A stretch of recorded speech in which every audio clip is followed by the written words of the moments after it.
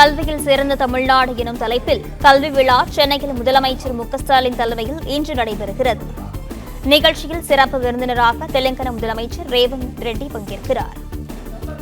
கல்வியில் சிறந்த தமிழ்நாடு எனும் தலைப்பில் கல்வி விழா சென்னையில் முதலமைச்சர் மு.க.ஸ்டாலின் தலைமையில் இன்று நடைபெறுகிறது. தமிழர்கள்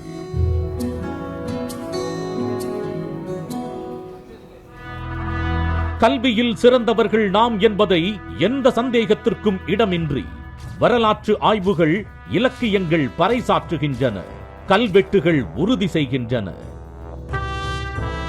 தமிழர்களின் பலம் கல்விதான் என்பதால் கல்வி செல்வத்தில் தொடர் தாக்குதல்கள் நடந்த வண்ணம் இருந்தன. இருண்ட காலம் தொடர்ந்து கொண்டிருந்தது.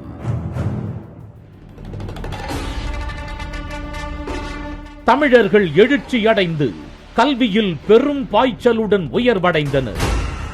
தமிழ்நாட்டின் கல்வி பொருளாதார முன்னேற்றம் மட்டுமின்றி சமூக முன்னேற்றத்திற்கும் முக்கிய பங்காற்றியது. உலக அளவில் சமூக பொருளாதார முன்னேற்றத்தில் பல புதிய உச்சங்களை தொட்டு உலகை திரும்பி பார்க்க வைத்தது.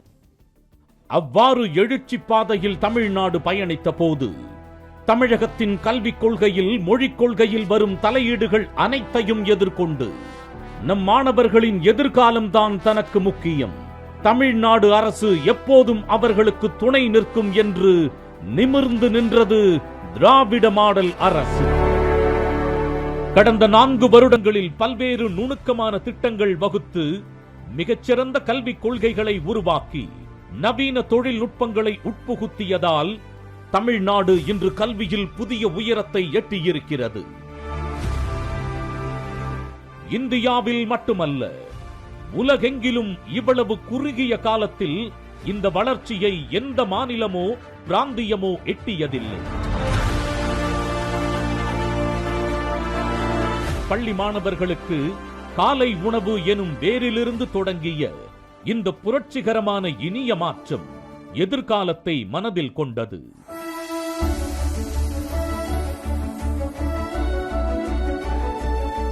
நவீன கால பிரச்சனைகளை முன்கூட்டியே அடையாளம் கண்டு அதை களைந்து எதிர்காலத்தை நோக்கி தம் மக்களை பீடு நடை போட வைப்பவரே நவீன யுகத்தின் தலைவர் முத்துவேல் கருணாநிதி ஸ்டாலின்.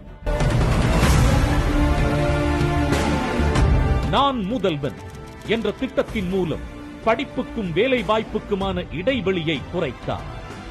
கல்லூரி கனவு திட்டத்தின் மூலம் எந்தெந்த கல்லூரிகளில் என்னென்ன படிக்கலாம் என்ற வழிகாட்டுதல்களை வழங்கி உயர்கல்வி சேர்க்கையை பரவலாக அதிகப்படுத்தினார். ஸ்கவுட் திட்டத்தின் மூலம் மாணவர்கள் வெளிநாடுகளுக்கு சென்று புது தொழில்நுட்பங்களை கற்றுத்தேறி வந்தார்கள். கல்லூரி மாணவர்கள் மட்டுமல்ல, அரசு பள்ளி மாணவர்களும் வெளிநாடுகளுக்கு கல்வி சுற்றுலா செல்கின்றனர். அனைத்து அரசு பள்ளி மாணவர்களும் கல்லூரி சென்று படிப்பதற்காக புதுமை பெண், தமிழ் புதல்வன் ஆகிய திட்டங்களின் மூலம் 1000 ரூபாய் ஊக்கத்தொகை அளிக்கப்பட்டது. இது இந்திய கல்விக் கொள்கைகளை ஒப்பிட்டு பார்த்தால் புது பாய்ச்சல். இன்று இந்தியாவிலேயே அதிக அளவு பெண்கள் உயர்கல்வி சேர்க்கையில் தமிழ்நாடுதான் நம்பர் 1. பெண்கள் வேலைக்கு செல்லும் விகிதத்திலும் தமிழ்நாடுதான் நம்பர் 1. இந்தியாவிலேயே தலை சிறந்த பல்கலைக்கழகங்கள் மற்றும் கல்வி நிலையங்களை கொண்ட மாநிலங்களில் தமிழ்நாடுதான் நம்பர் 1. கல்வியில் சிறந்த தமிழ்நாடு. படிங்க படிங்க படிங்க, படிப்புல மட்டும் கவனத்தை செலுத்துங்க. உங்களுக்கு தேவையான எல்லாத்தையும் செய்து தர நான் இருக்கேன், நம்ம அரசு இருக்கு.